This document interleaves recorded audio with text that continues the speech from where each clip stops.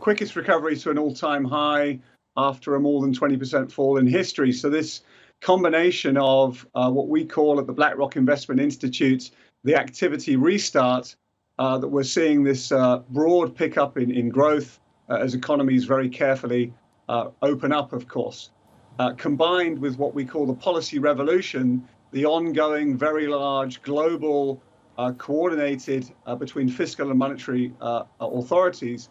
That coordinated policy response has been obviously an astonishing tailwind, which has helped US equities in the first instance recover. For Asia, Asia is our clear preference within the emerging market complex.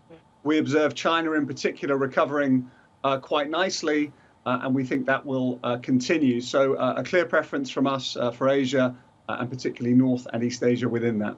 So you're underweight EM dollar debt, and I wonder why, because while EM debt is cheap, the dollar is also getting cheap, right? At 93, it's as cheap as it can get through the course of the last 6 months. Wouldn't that play in well for it being an attractive entry point into the EM dollar debt market?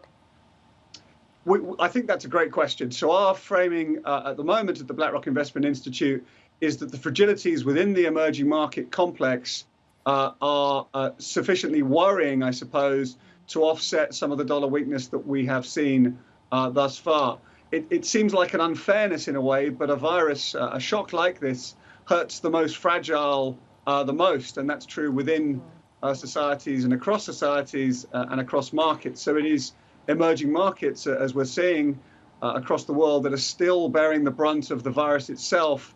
And of course, by definition, being emerging markets don't necessarily have the capability in the same way that developed markets have to deal with the healthcare challenge in the first instance and the economic policy challenge in the second instance. So, of course, we're thoughtful around this. We're watching the dollar very closely, as everyone is. But unfortunately, this shock is still extremely present in the more fragile emerging markets all over the world.